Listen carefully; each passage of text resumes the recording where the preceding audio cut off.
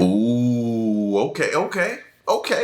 So listen, these TV show conspiracies will make you question everything. So let's check them out. Let's go. And remember, this is for entertainment purposes only. Now let's check it out.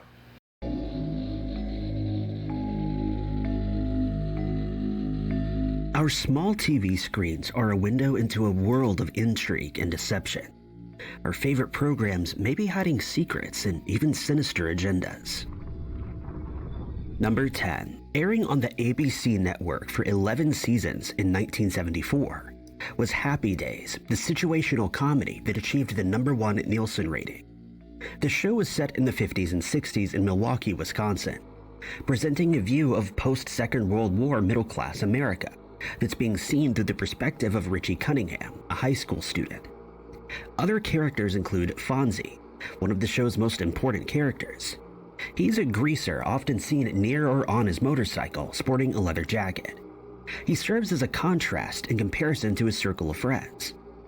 Another character we see in the show is the oldest son of Howard and Marion Cunningham, the brother of Richie, Chuck. Chuck serves as the center of these conspiracy theories, after he made a quick appearance in the show before disappearing completely, leaving fans wondering what happened to him or where he went.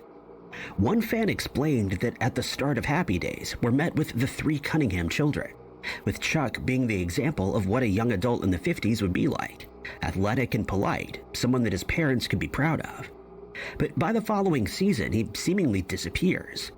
He didn't show up for the holidays, and he didn't attend either of his siblings' weddings. Then, in the final episode, Howard states that he was proud of his 2 kids, emphasizing the 2. Most fans believe he met his demise in the war, but this suggestion doesn't satisfy some conspirators. In one scene involving the character, he lends Richie his draft card to visit a local club, but this seems to some as more than just a plot point. Theorists believe this was a protest against the war, and the writers wouldn't get away with having the character burn the card, so instead he gave it up for unsavory purposes. The Cunningham family was supposed to represent the ideal suburban life, leaving no room for such coded messages. And this is where government intervention comes in. At this time, the series would have been censored by the government, and Chuck's attitude was not cutting it. So by the second season, the writers had to take him out, maybe even as a silent protest against the Nixon administration, according to one theorist. Chuck hadn't been getting much screen time in the first place, which was attributed to the fact that he was a college student, allowing the show to write him off as a character, making the viewers believe he went off to college. But some didn't quite see it that way, leading to the idea that he'd met his fate in the war. But others believe that his family actually disowned him for not fitting in with their conservative ways. Some think that he was displaying behavior that pointed to the idea that he was attracted to men, which is why he would be disowned. As fun as these theories may be, one curious individual discovered the real reason Chuck disappeared. She spoke to the actor himself, who stated that he hung around for half a season, but only had a few speaking parts. So by the following season, he opted to end his contract, and his character was subsequently written off as though he never existed. Number 9. Do y'all ever believe those answers that they give? Or are those like the political answers? Like they don't really want to. But the show is so old. I don't know. Like what repercussions can you have for not telling us the truth? Now, don't get me wrong. Hollywood is Hollywood. So you would think that show being that old is still nothing. It ain't nothing they can really do to them this day and age. This is Hollywood we talking about. So I get it. MASH is an American drama comedy TV series that aired from 1972 until 1983 for 11 seasons. It's based on a motion picture of the same name.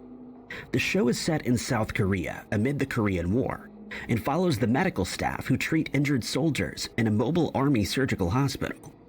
The main characters consist of 8 individuals, each playing an essential role as staff. The main characters include Captain Benjamin Franklin Pierce, referred to as Hawkeye, and Corporal Walter Eugene O'Reilly, known as Radar. Some fans have come to suggest that the entire show is happening in the mind of one of the characters, Hawkeye. They suggest that it's all based on his memories, where the older Hawkeye is telling his children or grandchildren about his adventures during the war. Throughout the series, this character plays the part of the moral compass, which is how one may portray oneself when retelling a story. The series is centered around this man, which theorists believe is evidence that the entire show has resulted from his memories. There's no narrator for the series, yet some believe that it's based on a story that's being offered to someone. It could even be the man's recollections as he deals with his own mental problems, possibly his old age. Hawkeye is the one character who has endured a lot of suffering, which is why he's able to relate to his patients. This, theorists believe, is another piece of evidence for the theory. They suggest that he's sitting somewhere retelling these events to someone while painting himself as the good guy, the one who relates to his patients more than any of the others and serves as their moral compass. One conspiracy theorist pointed out that the dates and times are all over the place, suggesting that a time loop has taken place. One Reddit user, Velociraptor, gave another take on this theory. They believe that Hawkeye was possibly committed early in the series, and the viewers are unaware of this. The last episode with the tank and the compound is fueling this theorist's conspiracy. In this episode, Hawkeye is driving the tank out of the camp, and all of the bystanders seem concerned and think that it's crazy. Now, I like shows like that, but I like to figure out stuff like that while the show is airing. I hate to find out 20 years down the line that this show could be this, or this could have happened, or this was what was really happening during the show, and then it ruined like the entire show for me. You get what I'm saying? Like certain things from my childhood, I don't want nobody ruining it because it shaped that time. Now to find out it was all a lie kind of ruins it, messes it up for me a little bit. So I like to find out like while I'm watching the show. But this is how the character acted throughout the series. According to this suggestion, if Hawkeye hadn't reacted to the situation the way he did, it would have been more of a concern. Velociraptor believes that he was committed after the Rainbow Bridge episode and is sitting in a ward thinking back on his days at the 4077th. They believe that the dates and times are muddled up because Hawkeye remembers the events in a mixed-up sequence in his mind. This idea further explains the repeat actors playing different characters. Number 8. From 1990 to 1991, Twin Peaks, an American television drama series, was broadcast on ABC, and then again in 2017 on Showtime. This mysterious show was made for conspiracies, and they're in abundance. The series starts with an investigation into the homicide of a popular teenager and homecoming queen, Laura Palmer. The FBI special agent Dale Cooper is spearheading the investigation. The story takes place in a town of the same name as the series, Twin Peaks. As the investigation progresses, more mysteries, conspiracies, and supernatural happenings are being uncovered. We meet some interesting characters in this series, such as Bob, the inhabiting spirit that's thought to be the result of an experiment. He resides in the Black Lodge and spends his time possessing people and harvesting sorrow. Audrey Horne, the daughter of the wealthy businessman Benjamin, became enamored with Cooper, who tried to help with the investigation. Cooper also has a doppelganger with whom Audrey meets and has a son. The son ended up being Richard, the sociopathic criminal. Twin Peaks grew into a cult classic and definitely garnered a variety of theories. This one in particular centers around Agent Cooper, who theorists believe may actually be D.B. Cooper. D.B. Cooper was a criminal who hijacked a commercial plane in 1971. It was heading from Portland to Seattle, and the man parachuted out of it along with ransom money that he'd just earned. After that, he vanished into thin air and has become one of the most famous 1970s cold cases. While the FBI never found the man, Twin Peaks creators David Lynch and Mark Frost may have. It's believed that they based their character off of the missing man. Agent Cooper mirrors the physical look-alike of the hijacker based on the sketches that resulted from the investigation. The agent's mannerisms also proved similar to that of the hijacker, who remained calm and even pleasant throughout the assault. During their search for DB, the FBI concluded that he could have landed in an area around Mount St. Helens in Washington. The wilderness was searched, and helicopters were used to no avail. Theorists believe that it was this individual who inspired the special agent, who still has a lot of mystery surrounding him in the series. While this initially began as an odd conspiracy conjured up by Twin Peaks fans, it was actually later confirmed to be true. One of the creators had spent some time in the area where the event had taken place and had some knowledge about the missing man, and so he added the hijacker into his show as a reference, perhaps thinking that it would take longer for his fans to pick up on it. Strangely though, the actor himself who plays the agent does share an odd resemblance to DB.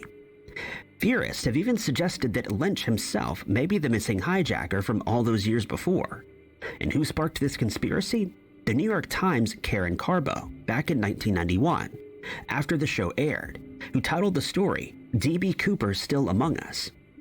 Was Twin Peaks hiding knowledge of a missing criminal? This is what some theorists believe. That D.B. Cooper case, it will rank very, very high for me as going down as one of the most mysterious cases ever. I still don't know how he did it. Nobody knows. I mean, when you found him, it's just, and I'm surprised they hadn't made more movies about it. Excuse me. I'm surprised. The most I've ever seen it done was in, or at least it talked about, or a character playing it. For me, I think, was Prison Break, where it's Schofield and Burroughs, and you had D.B. Cooper when they were in Fox River, and he was the old man with the cat, but he wasn't letting on that he was D.B. Cooper, but Michael Schofield had figured it out before he came to the prison, and he was counting on using his money to help them get away and escape. That's the most I think I've seen it portrayed in a film. If y'all know some other ones, let me know in the comment section. Number 7. The popular Riverdale series, based on the characters from the Archie comics, was released in 2016. It starts in the town of Riverdale, in a time preceding the tragic passing of one of the high school's golden boys, Jason Blossom. The show is made to intrigue conspiracy theory type fans, and there's a mystery lurking around every corner. Every character plays a part in the secrets and strangeness of the town, with the main ones being Betty Cooper, a clever and conservative blonde-haired girl, and Jughead Jones, the all-seeing narrator and the novel's writer. Then we have Archie, a budding musician and a Riverdale bulldog, and the black-haired Veronica Lodge, a new student at Riverdale High School and a member of the River Vixens. Another main character is the sister of Jason, Cheryl Blossom, who plays the part of the spoiled rich high schooler, whose mother blames her for her son's sudden demise. With a show like this one, theories are a dime a dozen. The all happening in this character's mind theories, particularly, are a fascinating rabbit hole of intrigue. Riverdale was unable to evade the same idea. Each successive conspiracy theory claims to have more supporting evidence than the last. This conspiracy states that the whole show is actually happening in Jughead's mind. This is an idea that's been discussed quite heavily on the Riverdale Reddit page. This theory has actually been around since the first season of the show. It's suggested that the entire series is actually the book that the writer has been working on.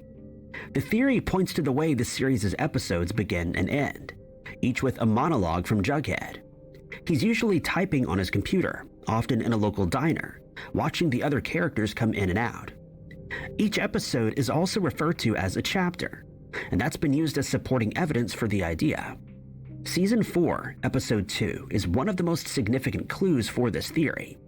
It begins with the character sitting in Pop Tate's by the counter. He speaks of a dinner that he was having with Archie, Veronica, and Betty. When he turns to the left, the four characters can be seen sitting in a booth together. It's as though he's imagining himself in these scenarios, the book unfolding before his very eyes as he writes it. In this case, the characters are still very real. They're Riverdale residents that Jughead regularly sees and may even interact with. His novel's characters are all based on real people.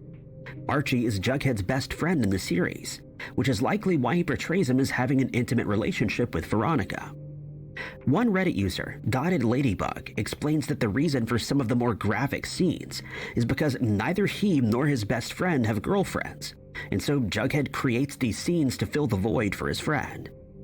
More Reddit users also add some sense to this whole theory. pointing out possible reasons why the characters are being portrayed a certain way. Betty, being the writer's girlfriend, is the do-gooder, the heroine of the series. Archie takes on the persona of one who's always trying to do the right thing, but often gets assaulted. As for Veronica, well, there are some more complex feelings about her, and the writer may even be trying to figure out what kind of character he really wants her to be. One Redditor, Brian Rollo, stated that they wouldn't be surprised if the show ended with Jughead closing his laptop back at the diner in a season 1 scene. Further evidence for this theory can be found in the way the writer portrays himself, such as how he becomes the leader of a motorcycle gang at the age of just 17. He also self-professed himself as a weirdo or outcast, as any author would when writing a novel about themselves. Jughead is making himself out to be the bad boy outcast in the book. And while this type of conspiracy has definitely been overdone, this one seems more genuine than most, and may actually be what's really going on. So this makes me think, right? Somebody give me a good comparison. How is the writing for shows compared to the writing today? Back then versus today? Honestly, do y'all feel like they put more effort and time and attention and it was so layered that you could have conspiracy theories about it? That's when you know that's good writing. When not only do you leave the people like just baffled by what you've just done, this artwork and piece that you just put out in the form of a film or a TV series, when you can have conspiracy theories come out, you know you did something good. How do y'all feel? Like, does that still reign true with today's shows? Will we still talk about them down the line and really go back and forth, have subreddits and different theories tossed back and forth? Let me know what you think. Number 6. Grey's Anatomy is one of the most famous American television series. This medical drama found its way onto the NBC network in 2005, earning many Emmy Award nominations and the Golden Globe for Best Drama. The show was inspired by a classical medical text called Grey's Anatomy, which alludes to the character, Meredith Grey. It focuses on the personal and the professional lives of surgical interns, as well as their mentors. The action takes place in Grey Sloan Memorial Hospital, along with other notable characters like Miranda Bailey, Richard Webber, Derek Shepherd, Christina Yang, and Izzy Stevens. In March of this year, season 20 of the drama premiered. This came after months of speculation regarding the possible departure of the main protagonist, Meredith. She returned once more to her dutiful tour of the hospital, but a 2016 fan theory has since picked up a whole lot of steam about this character's fate. The show is full of heartbreak, but the theories that result can be even more gut-wrenching. The conspiracy suggests that Meredith had developed an early onset of dementia and may even have Alzheimer's disease. This illness has been established in her family back in the 2005 plot.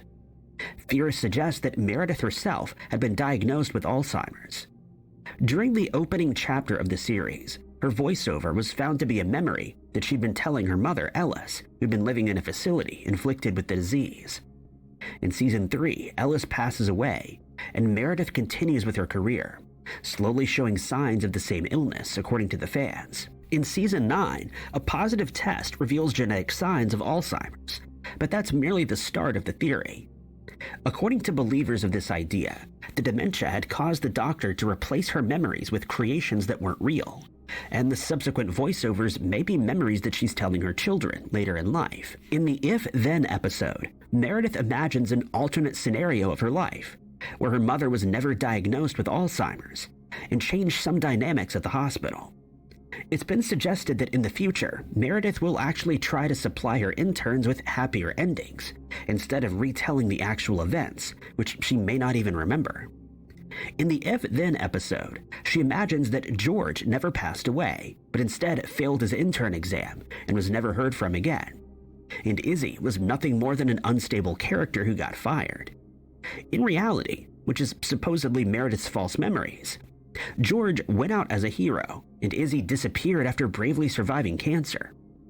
If the theory is accurate, this means that she may not remember that Derek, her husband, passed away, but that he left her for a reason that she doesn't remember. Theorists speculate that the character's illness allows her to cope with harsh realities by imagining much better scenarios for everyone that she still remembers. An alternative but similar theory suggests that the whole show may be taking place in her mind while she writes in her diaries. These ideas are very wild, but the conspirators believe they're certainly worth considering. Alright, y'all got me intrigued. Never watched Grey's Anatomy. Is it worth it? Like, based upon this right here, it drew me in, but I have to, you know what I mean, check with y'all too. Get y'all's, like, approval about it or get y'all's thoughts about it. Should I check it out? And how many seasons is it? Is it a lot?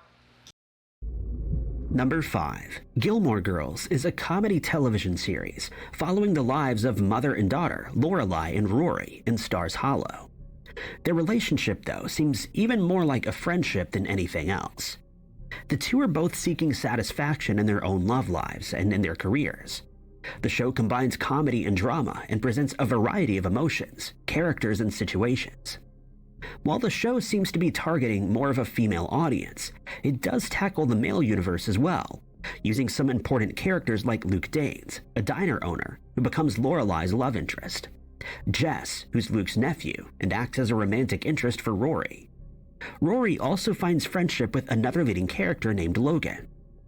The conspiracy theory, like most television theories, paints the whole show as something that's happening inside of someone's head, except it takes on more of an exciting twist. Fans and critics were divided in the Gilmore Girls reunion titled A Year in the Life.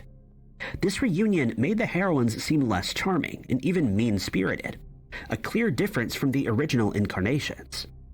This prompted many to claim that the series had now lost its touch, but it also led to one fan theory.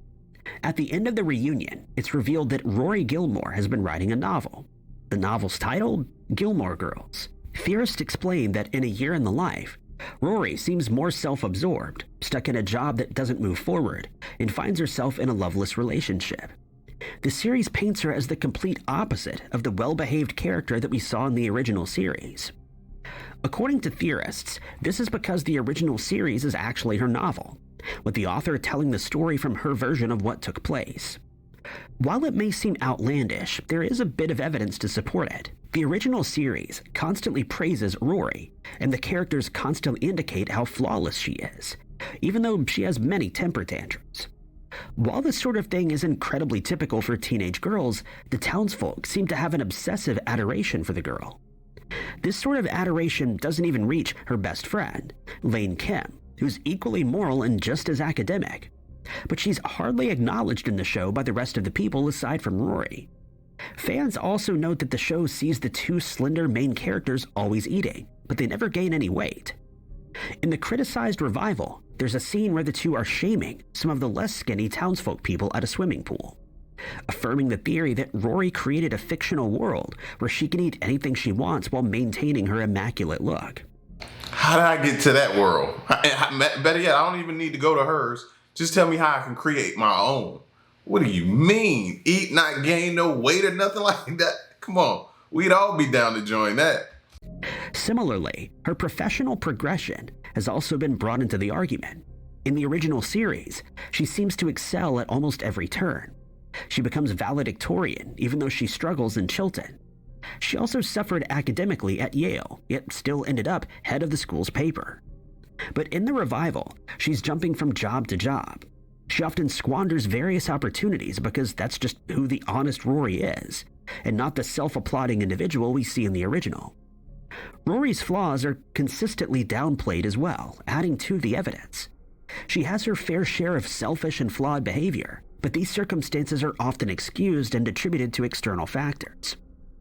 The only problem with this theory is that there are some scenes where Rory does something horrible, like cheating on her boyfriend. If she were writing a book about herself, she might leave out the parts that make her seem like a flawed person. But then again, these erroneous acts are being discounted. She may also have written more of a disappointing end for her friend, Lane, if the novel was supposed to be all about her. This means that in the revival, we're seeing the actual character for the first time. Number 4. In 2008, a crime drama series aired on AMC. Finally, something I know. I didn't know any of those other ones, man. I might have heard of them. Grey's Anatomy, I've heard of, but never watched it. Breaking Bad, though, come on, man. At least once a year, I gotta watch the entire series. Breaking Bad.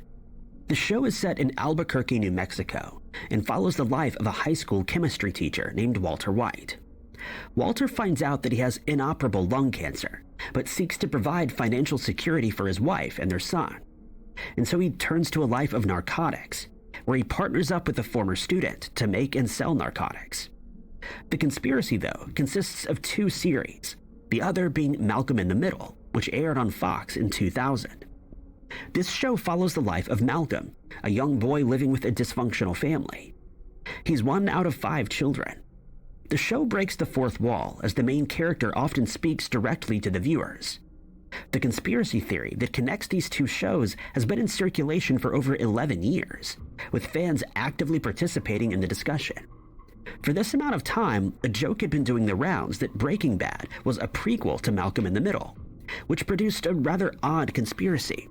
It states that Walter goes into the witness protection program and ends up being Hal, Malcolm's father from the other show. But this theory has produced some holes.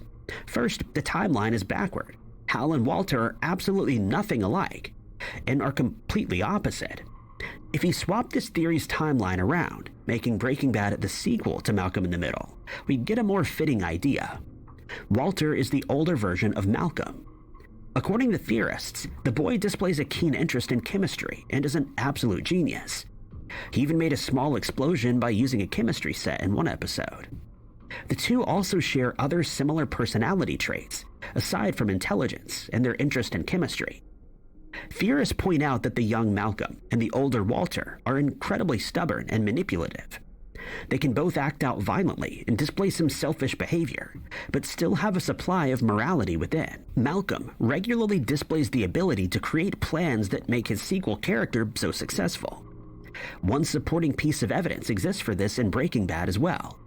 Early on, the character reveals that he doesn't care too much for his mother. We also know that Malcolm would most likely look similar to his father when he grows up. In comparison, Hal and Walter share a resemblance, which means that when the boy is older, he probably will look like Walter. The only inconsistency in this suggestion is the name difference. Some suggest that the boy could have changed his name when he reached adulthood, but one theorist has an alternative idea. In the family reunion episode of Malcolm in the Middle, we learn that Hal's father's name is Walter. Most families traditionally... How do y'all connect this stuff like that? Like, if y'all be good, too, it don't be nothing like, that's a reach. He's just trying to make something out of nothing. No, y'all literally be lining this up, man, to the point to where I can see where you're going with it. Y'all are good. Y'all are really, really good. Make use of their predecessors' names for their own children, which leads to the idea that Malcolm's middle name may be Walter. This suggests that he didn't change his name, but rather started going by his second name. The surname, however, adds some complexity to the conspiracy. In Malcolm in the Middle, we're met with another character, the tritagonist Francis, the eldest brother. In the pilot episode, Francis is wearing a cadet uniform with a name tag with the surname Wilkerson. So for the remainder of the show, we accept that this is the family's surname, because it's never mentioned again. In the finale, Malcolm's name is announced, but when the surname is spoken, there's some disruptive feedback that blocks it out. And Francis's name tag states Francis no last name. We never really know what their actual last name is. It's likely that the creators couldn't come up with one that fitted well enough. But theorists believe that this was done intentionally to keep the surname a secret. They believe that the surname has always been White. This means that Malcolm wouldn't have to undergo a whole name change to become Walter White. Number 3. That 70s Show is an American comedy series that follows the lives of a group of teenage neighbors. Here's another show I'm very familiar with. That 70s, really, really, really good show. Ashton Kutcher played that part to a T. Who live in the fictional town of Point Place, Wisconsin, during the mid-70s. The show takes place in the basement of the Foreman house, where Eric lives with his highly conservative father, Red, his mother, Kitty, and his college dropout sister, Laurie. Eric gets along with a little help from his friends, which includes his best friend, later turned girlfriend, Donna. the cool guy Stephen, the intellectually challenged Michael, and his spoiled and controlling girlfriend Jackie. The group also includes the foreign exchange student Fez. This conspiracy theory puts the parentage of both Donna and Stephen on trial. Donna's father, Bob, goes through many relationships throughout the series, some of which take place off-screen. According to one fan, Bob is not actually Donna's father, but rather Stephen's biological parent. Theorists point to all the similarities between the two. Bob and Stephen share the same curly hair and skin complexion, and even their personalities seem similar at times. But these parallels aren't the only reason that fans sparked this idea. Back in the 70s, spouse swapping was a popular trend among couples in their 20s and 30s. The Foremans likely wouldn't have participated. Y'all were wild in the 70s, bro. Y'all were wild. I don't want to hear y'all say anything about the new generation, fam. Spouse swapping? Y'all were wild. In something like this, since Red is too traditional and conservative. But spouse swapping may have been an interest for Bob, and as mentioned, Bob had a few relationships during the series, some of which may have occurred in his early adulthood that we don't know about, particularly with Hyde's mother. The theorist, Patrick R's Ghost, who took to Reddit with this idea, explained that offspring inherit physical as well as mental traits from both parents. But in most cases, the father's genes outweigh the mother's. Donna's mother, Midge, has straight hair, just like her daughter, but it's blonde. Bob has dark hair, so where did the red tone of Donna's hair come from?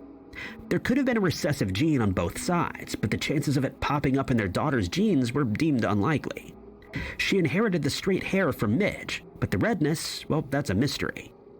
Based on the statement relating to genetics, Hyde's father had other characteristics that are inheritance from Bob. Both parents engaged in some spouse swapping activities and seemingly never questioned the parentage of their children. Number 2. The most famous American sitcom aired on CBS back in 2007, The Big Bang Theory. The show takes place in Pasadena, California, and shows the lives of a group of friends who each have one thing in common: science. The characters include the experimental physicists Leonard Hofstadter and Sheldon Cooper, who live across from a blonde waitress, Penny. Then we have the aerospace engineer, Howard Wolowitz, and the particle astrophysicist, Rajesh Koothrappali. The sitcom is humorous, charming, and entirely ridiculous, and finds itself with a large fan following. With such a devoted fan base, it's no surprise that The Big Bang Theory has inspired some truly imaginative theories. One of the most intriguing is one that reimagines Sheldon, the brilliant physicist, with a possible diagnosis of Asperger's syndrome as a patient in a psychiatric facility. This unique concept was first proposed by the Theory Guys on Reddit. He explains that the entirety of the show is actually happening inside the head of the patient who finds himself in the sterile, white-walled facility. He's simply imagining a better life for himself, where he creates friends and surrounds himself with people who care about him and are interested in the same things that he is. The idea is that Sheldon wanted to be a scientist, but due to his mother's religious beliefs, she wouldn't allow this. She ultimately blamed it on the father and his father's new girlfriend. In the show, we find out that the father is deceased, but it's not really known how this happened. But it could be the reason that Sheldon ended up in the asylum. In the facility, there's another patient, Penny, who's the neighbor. Penny could be another patient whose room is right next door or across from the character.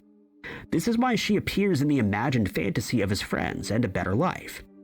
Leonard also ended up in the ward after being lobotomized by the government for trading missile secrets to North Korea. Sheldon also sees a counselor, Amy, during this time in the Institute, who plays the role of the professional brain biologist in the show. Amy is obsessed with him, his intelligence, and how his brain works, which is why she's portrayed in his dream world as an obsessive yet smart individual. One of the doctors working at the facility is Dr. Rajesh, who actually wanted to be an astrophysicist, but was forced by his parents to become a doctor. But the theorists don't really explain how Sheldon would come to know this, and how he would end up in the dream. Howard plays the role of the asylum's caretaker, who wants to become an astronaut to find his father, who he believes abandoned him and is living on another planet. Howard also regularly fantasizes about the perfect woman, which in this case turns out to be Bernadette. Again, it's not specified as to how Sheldon would come by such information to be able to use it in his fantasy world. This conspiracy has many holes, but it's certainly one worth considering when rewatching the show.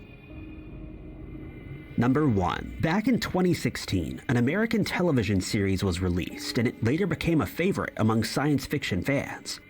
The show is set in the 1980s and takes place in the fictional town of Hawkins. Never got into it, but my family goes crazy over this show. I don't get it. I don't get it. But they go crazy. They watch it, they binge watch it, and they can't wait for the next one. A group of youngsters initially embark on a journey to investigate their friend, Will Byers' disappearance. A complex series of events then unfolds and spans over 4 seasons, where we meet an array of characters. The main characters are Joyce Byers, the mother of Will, Jonathan Byers, the brother, Jim Hopper, the chief of police, Eleven, who becomes a primary focus in the series, and a girl with strange physical abilities who escaped from a lab.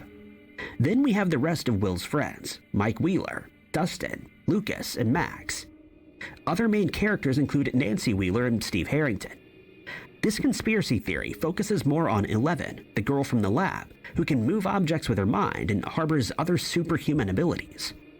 The theorists believed that she didn't have the natural ability to control things with her mind, but that these powers were actually the result of experimentation. CIA experimentation, to be exact. Believers of this idea draw parallels between real-life CIA operations and the series. It's explained that Chief Hopper tracks down a woman named Terry Ives, who attempted to sue the government for the abuse she sustained at the Hawkins laboratory, the supposed fictional lab that Eleven escapes from. Hopper and Ives' sister engage in a conversation about Project MKUltra, a very real government program that went on from the 50s to the 70s. Test subjects were taken from over 80 institutions, but all of the files or documents relating to them were destroyed. The institutions in question were prisons, private hospitals, and even schools. This operation was found to be a project that sought to capitalize on mind control that could be used against enemies. A lot of these experiments had been performed on women, and it's theorized that the researchers would try out hallucinogens on them to determine if they had the power to erase memories or to work as a truth serum. Theorists speculate that Eleven's mother may have been one such subject. Perhaps giving a pregnant woman a hallucinogenic was believed to result in a psychokinetic child. Then we get the sensory deprivation part from the whole theory. Part of the experiments that the CIA had used was sensory deprivation, which Eleven makes use of in the form of water submersion to activate her powers. This technique may have caused hallucinogens or other odd effects in real life. While there's no actual evidence to suggest that youngsters were used in MKUltra, Kathy O'Brien points to a different CIA operation, Project Monarch. This experimental project involved testing mind control on the youth, and as you may remember, this is precisely what happens in Stranger Things. The goal for this operation was to create the perfect super soldier, which is what the series' antagonist, Dr. Martin Brenner, was trying to achieve, and he succeeded. Through testing various youngsters who he'd taken away from their families, Brenner eventually managed to create the perfect one, but not without consequence. When Eleven uses too much of her supposed power all at once, she faces some physical issues, which shouldn't be something that happens to an individual who has a naturally occurring superpower. And that's because she doesn't have a naturally occurring superpower, according to theorists, but had been experimented on since the day she was born. Through various techniques and memory tests, Brenner makes his super soldier. While Project MKUltra gets most of the credit as the inspiration behind the series, there's another project that relates more to the test that Eleven had been subjected to, Stargate Project. This operation aims to research paranormal phenomena that may have been used in the military, such as psychokinesis, mind reading, and even remote viewings.